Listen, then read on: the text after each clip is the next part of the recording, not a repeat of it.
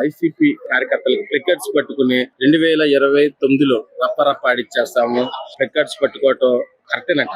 మాజీ ముఖ్యమంత్రి జగన్మోహన్ రెడ్డి గారు ఈ విధంగా అసాంఘిక కార్యకలాపాలు చేస్తున్న వ్యక్తుల్ని, దుర్మార్గమైన నేర చరిత్ర ఉన్న వ్యక్తుల్ని వీళ్ళందరినీ ప్రోత్సహిస్తూ వారి పట్ల వారికి అనుకూలంగా వెళ్లి వారిని పలకరించడం, ఈ గంజాయి మత్తు పదార్థాలు ఇటువంటి నార్కోటిక్స్ కేసుల్లో ఉన్న ముద్దాయిలను వెళ్లి పరామర్శించడం, ఆ పరామర్శించే క్రమంలో అమాయక ప్రజలు వారి యొక్క వాహనం కింద పడిపోతే దాన్ని మా పార్టీకి సంబంధించిన వారు అని ఈ విధంగా మాట్లాడడం, ఇదంతా కూడా హేయమైన చర్య. ఇదేంటంటే అంబేద్కర్ గారు రాసిన రాజ్యాంగాన్ని మన యావత్ భారతదేశం ఇదంతా కూడా ఫాలో అవుతా ఉంటే ఈ పులివెందుల నేర చరిత్ర గల ఇటువంటి రాజారెడ్డి రాజ్యాంగాన్ని మన రాష్ట్రం అంతా కూడా చేస్తామంటే ఎవరు సహించేది లేదండి. 2019 నుంచి 24 వరకును ఇదే నేర చరిత్ర కలిగి ఇదే దోవన వారి అలవాట్లను ఆంధ్ర రాష్ట్రం అంతా కూడా ఇదే విధంగా కూడా చేస్తా ముందుకెళ్లిన ఇతనికి చరమగీతం పాడారు. ఆ ప్రజలందరూ, రాష్ట్ర ప్రజలందరూ కూడా 11లో నుంచోబెట్టారు.